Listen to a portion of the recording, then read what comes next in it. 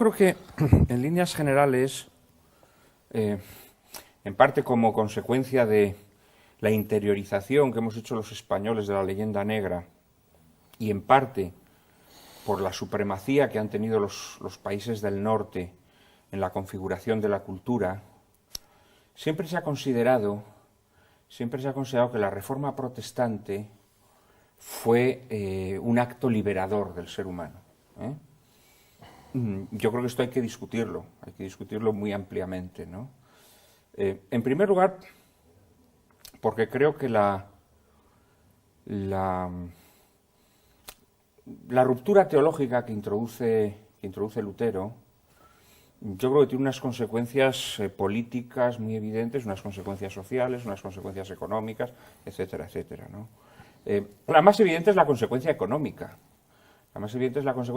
Pero que tiene que ver con otros aspectos de la vida. Belloc, el gran amigo de Chesterton, en un libro extraordinario que se llama Europa y la fe, analiza lo que supone la ruptura de la cristiandad con la Reforma protestante, y él dice que inmediatamente los poderosos se dieron cuenta que en Lutero tenían su gran protector, porque ellos podían, por fin, al estar los pueblos liberados de la férula de Roma, del dominio espiritual de Roma, podían invitar a los pobres a la anarquía moral mientras ellos podían dedicar a enriquecerse.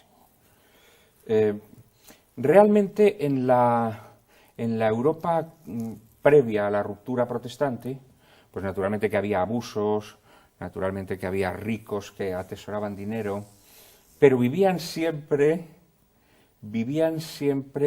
con la vigilancia, como mínimo de su conciencia, pero también de instancias eclesiásticas que les decían pues que había que venderlo todo y dárselo a los pobres, etcétera, etcétera. La pobreza, más allá de su aspecto de miseria, era también una virtud, ¿no? Una virtud a la que se exhortaba también a los ricos. Esto con la ruptura protestante desaparece y la riqueza se convierte en un signo de salvación. Es decir, quien es rico, de alguna manera está mostrando ya ante sus contemporáneos que ha sido elegido y salvado por Dios. Esto es algo nuevo, ¿eh?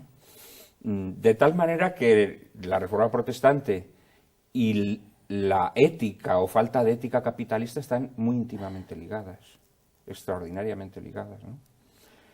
Otras cosas de la Reforma protestante que se suelen considerar como elementos positivos, pero que habría que discutir naturalmente, pues es el llamado libre examen, ¿no? Es decir, Chesterton decía que si por algo le atraía a la Iglesia Católica es porque era la única que te perdonaba los pecados. Que te perdonaba los pecados. Pero para eso, para que alguien te perdone los pecados, primero tienes que reconocerlo. Tienes que reconocer que has pecado, tienes que reconocer que has cometido un error, tienes que reconocer que has hecho algo mal. Cuando Lutero introduce el elemento de que tú, a solas en tu conciencia, te puedes poner en paz con Dios, en el fondo lo que te está diciendo es que no tienes por qué reconocer tus errores, que no tienes por qué reconocer el mal que has hecho. Esto que psicológicamente tiene una importancia muy grande, porque siempre terminas justificando tu mal. Claro, a nadie nos gusta sentir que hacemos cosas mal, ¿no? Y esto que psicológicamente es terrible, yo creo que desembridó el poder político, ¿sabes? Es decir, el poder político a partir de ese momento seguía por el criterio, bueno, por lo que luego se ha llamado la razón de Estado, ¿no? Es decir, que es que no hay actos morales o inmorales, sino son aquellos actos que yo tengo que hacer para llevar a cabo unos fines. Todo esto tiene mucho que ver con la ruptura protestante, ¿no? Y en líneas generales, el protestantismo lo que introdujo es un elemento devastador para la salud de los pueblos. Porque mira, en una sociedad en donde tú tienes que reconocer tu pecado, como a todo el mundo le toca reconocer su pecado, todos nos damos cuenta que estamos llenos de debilidades, de flaquezas, que cometemos errores.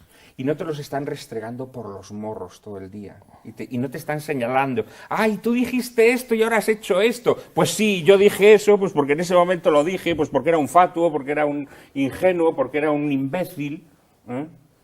Entonces la moral protestante introduce este elemento de reproche constante que es algo monstruoso y que desgraciadamente se ha infiltrado en las sociedades católicas. Desgraciadamente se ha infiltrado en las sociedades católicas. Y este elemento a mí me parece devastador en todos los órdenes, también en el orden de la vida política.